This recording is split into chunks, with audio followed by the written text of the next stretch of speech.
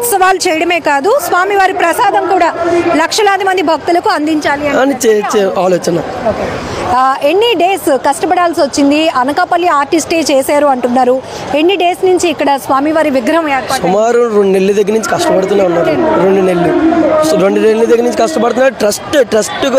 Trust members కూడా 40 members దగ్గర ఉండి అందరూ కూడా కష్టపడుతూనే ఉన్నారు. నిన్న నైట్ అంటే మన గూగుల్లో సెర్చ్ చేసినా రాలేదు ఇది.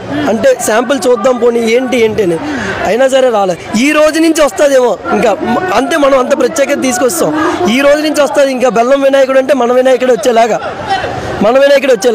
ఏంటంటే అలాగ రావాలి, ఇది కావాలి, కొత్తగా ఏదైనా ఇది కావాలని చెప్పి మనం ఇది చేసుకుంటాం. అంటే ఇప్పుడు ఈ ఇయర్ ఫస్ట్ ఇయర్ వస్తున్న రెస్పాన్స్ బట్టి నెక్స్ట్ కూడా కంటిన్యూ చేద్దాం. ఖచ్చితంగా ఇంకా మంచి కాన్సెప్ట్లతో, అంటే ఒక మట్టితోనే పెట్టగలరు లేకపోతే ఒక ప్లాస్టిక్ ఫైబర్తోనే పెట్టగలరు అని జనాలు మైండ్ సెట్లో ఉన్నది.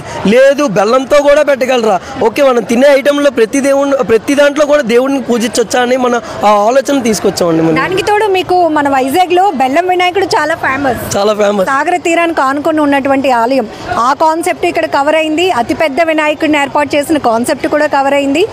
లక్షలాది మంది భక్తులకు గణేష్ ఉత్సవాలు చేయడమే కాదు, స్వామివారిని చూసి వెళ్ళటమే కాదు, వాళ్ళకి ప్రసాదం కూడా అందించాలన్న కాన్సెప్ట్ కూడా కవర్ అయింది.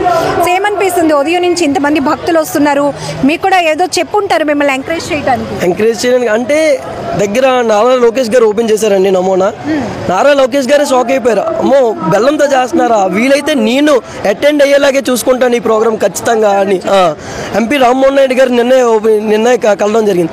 అయ్యో ఎంత బెల్లంతో చేస్తున్నారా, మన రాష్ట్రంలో చేస్తున్నారా అని చెప్పి అంటే మేము వెళ్ళిన ప్రతి నాయకుల దగ్గరికి కూడా ఎగ్జైట్మెంట్, అంటే వాళ్ళ నోట్ల నుంచి ఎగ్జైట్మెంట్, నేనే వస్తాను అంటే మనం పిల్లడానికి వెళ్ళినా వాళ్ళ నోటి నుంచే ముందు నేనే వస్తాను, నేను ఖచ్చితంగా ప్రోగ్రామ్కి అటెండ్ అవుతాను అనేటట్టే మాట్లాడేవారు ప్రతి ఒక్కరు. సో ఖచ్చితంగా నారా లోకేష్ గారు అలాగే పొలిటీషియన్స్ కూడా స్వామివారిని దర్శించుకోవడానికి రాబోతున్నారు.